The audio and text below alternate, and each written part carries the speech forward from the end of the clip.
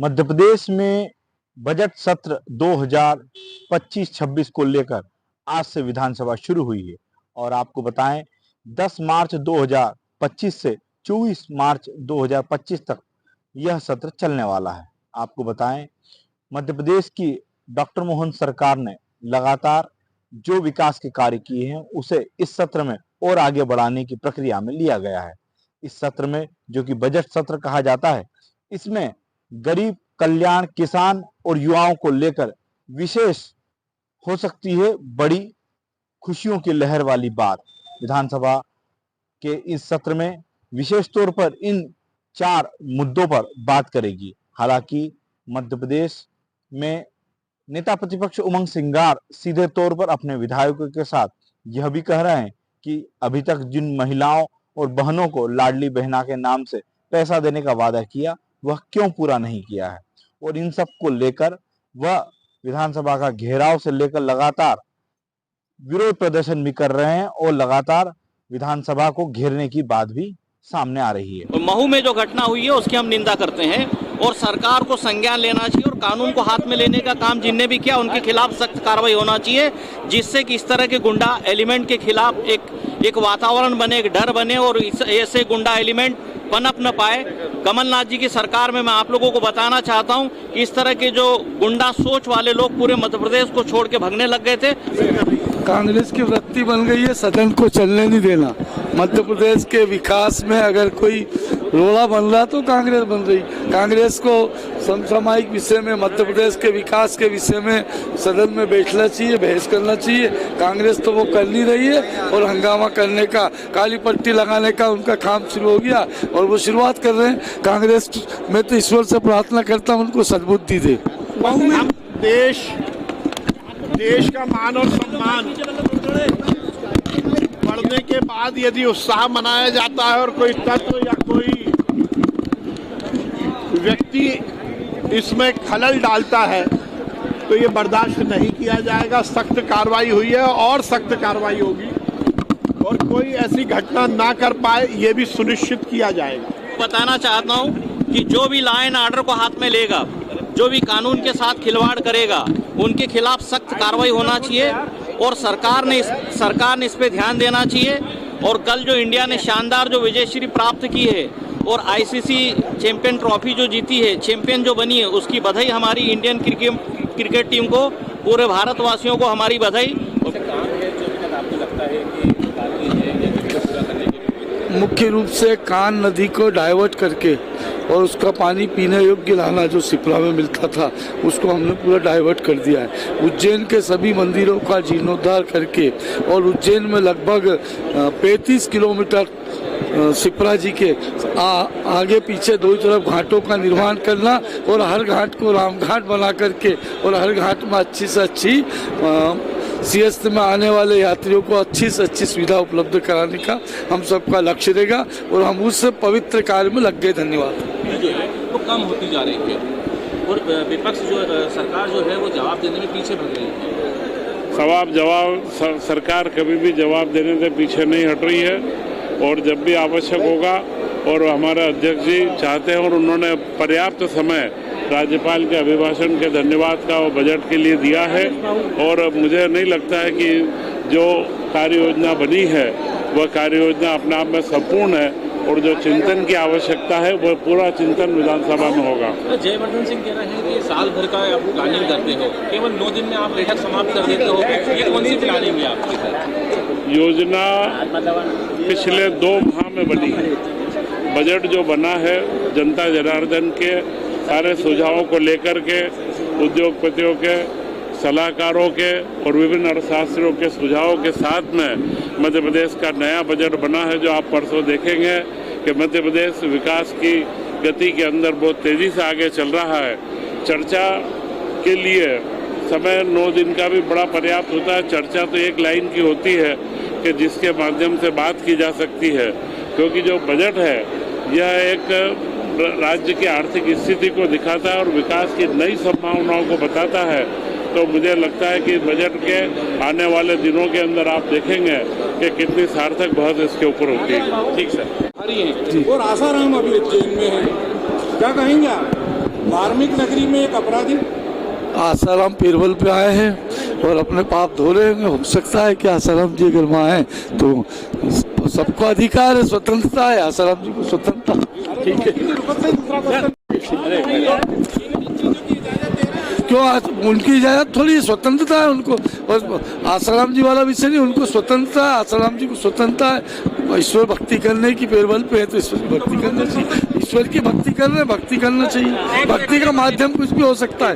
ठीक है जी। मुख्यमंत्री जी निवेश कर रहे हैं, ऐसे काम है जो अभी तक आपको लगता है कि बाकी है या पूरा करने के लिए? मुख्य रूप से कान नदी को डाइवर्ट करके और उसका पानी पीने योग्य लाना जो सिपला में मिलता था उसको हमने पूरा डाइवर्ट कर दिया है। उज्जैन के सभी मंदिरों का जीर्णोद्धार करके और उज्जैन में लगभग 35 किलोमीटर सिपला जी के आगे पीछे दो तरफ घाटों का निर्माण करना और हर घाट को राम घाट बना करके और हर घाट में अच्छी से अच्छी सियस्त में आने वाले यात्रियों को अच्छी से अच्छी सुविधा उपलब्ध कराने का हम सबका लक्ष्य रहेगा और हम उस पवित्र कार्य में लग गए। धन्यवाद।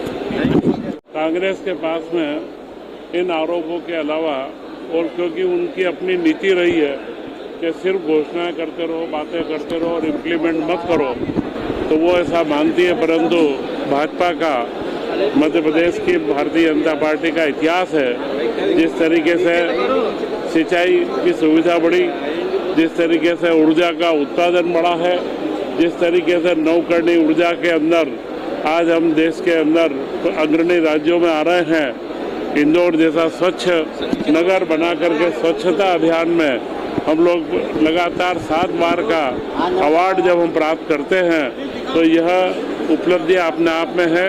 और निश्चित जो ये इन्वेस्टमेंट समिति में प्रस्ताव आए हैं, अगला आकलन करने के लिए समय लगता है, उन्हें थोड़ा धैर्य रखना चाहिए।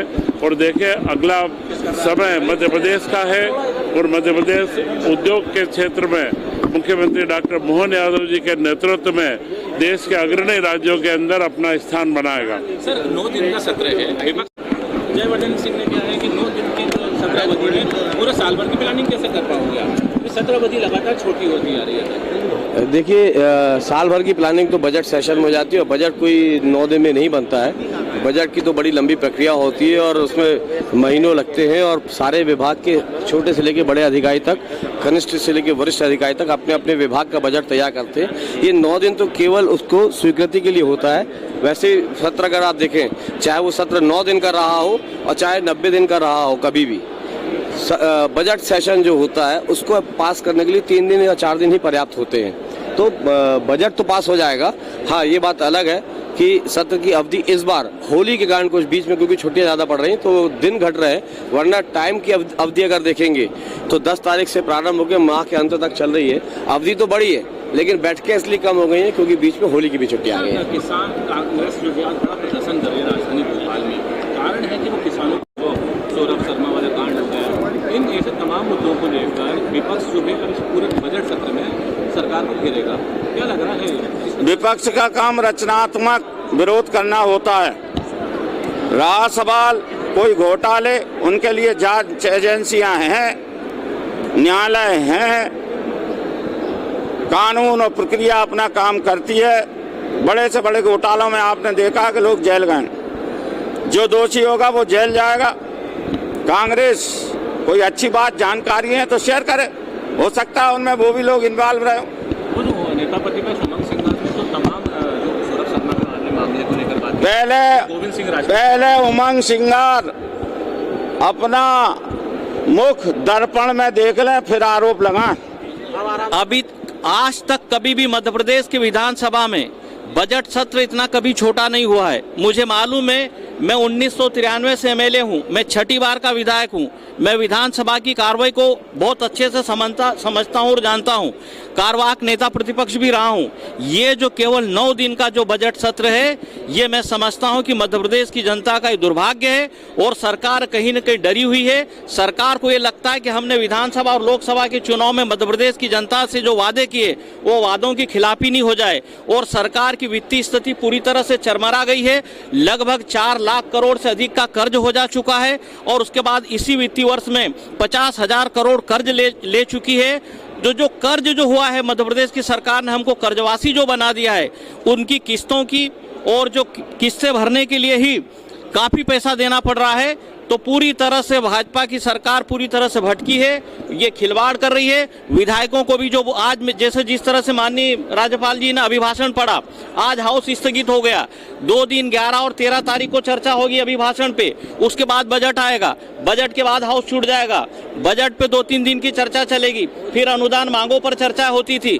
तो ये लगभग 30 से 35-40 दिन का जो सत्र होना चाहिए उसको मात्र 9 दिन किए हैं और 7 दिन में ये एंड कर लेगी। सरकार बदनामी से बचना चाहती है और मध्य प्रदेश की जनता के साथ खिलवाड़ कर रही है। आप क्या मानते हैं कि किसानों को लेकर सरकार कितनी संवेदनशील है? किसानों को लेकर जो भारतीय जनता पार्टी की सरकार ने किया है वो आज तक 70-75 वर्षों में किसी सरकार ने नहीं किया। इनका भी सत्ता, कांग्रेस की भी सरकार रही है और थोड़ी बहुत समय नहीं रही है। जितना अभी भारतीय जनता पार्टी को समय हो गया सत्ता में, इससे 2.5 गुना ज्यादा समय तक लगभग 4 दशक तक कांग्रेस की सरकार रही, लेकिन न सिंचाई की सुविधा बढ़ी, न किसानों के कर्ज माफ हुए थे, न किसानों को आज तक ये सुविधा मिली थी। आज अगर किसान किसी भी तरीके से संतुष्ट है, खुश है, तो केवल भारतीय जनता पार्टी की नीतियों के कारण है। और मैं आज आपको कह रहा हूँ कि भारत का किसान तीव्र गति से उन्नति कर रहा है और यही कारण है कि जो मध्य प्रदेश का किसान है और मध्य प्रदेश की कृषि विभाग है, इसको राष्ट्रीय पुरस्कार लगातार कई वर्षों तक मिला है। नमस्ते। पे 5 से 7 दिन रुक के मैं बड़ी आपको सबको अच्छी जानकारी दूंगा।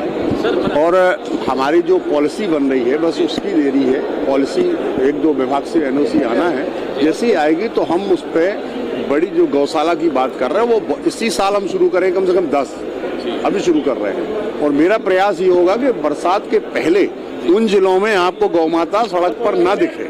जबलपुर रूट की बात करें तो मैं जबलपुर में बना रहा हूँ, एक वहाँ भी बना रहा हूँ जहाँ आइडेंटिफाइड हो गई है, वहाँ कर रहे हैं। अब एक्चुअली ये इतना बड़ा और काम है, इसमें समय भी लगना है और वो भी, तो थोड़ा हम लोग कोशिश ये कर रहे हैं कि जल्दी अलग अलग लोग काम करें, जिसमें कि ये इस बरसात के पहले कम से कम 8-10 जिलों में तो शुरू हो जाए। आपने नीति की बात करी, नीति में ऐसी कौन सी लेकर आ रहे हैं जिससे कि यदि कोई गौशाला खोलता है, देखिए क्या है, इसको आत्मनिर्भर गौशाला बनाने की बात हम लोग कर रहे हैं। वैसे गौशाला के लिए तो खोल दो, आप बना दो, वो अलग विषय हो गया। आत्मनिर्भर कैसे बने वो, जिससे उससे ही फंड्स जनरेट हो और वो संचालित भी हो और लोगों को काम भी मिले। सुना है मंत्री जी 5 गाय आपने पाली हैं, बछड़े। वो तो देखो यार, हम किसान हैं यार, हमारे पास तो बहुत सारे आज का ही कोई आंकड़ा विशेष नहीं कोई ऐसा कोई आंकड़ा नहीं। वो तो अरे मेरे पास बहुत सारे हैं भाई, यहाँ पे 1 है, 2 दमोह में है, मेरे घर पे गांव पे 40 कम से कम, बहुत सभी जगह है। ये तो हमारा भैया किसान परिवार से है, तो ये तो पैतृक काम है हमारा। पशुपालन हमारे पहले तो खेती बैलों से होती थी, तो हम लोग हमारे पास तो 40 बैल हुआ करते, 30 बैल होते थे। तो वो तो हम लोग का भैया ऊपर वाले ने जोड़ा ही उनके साथ है।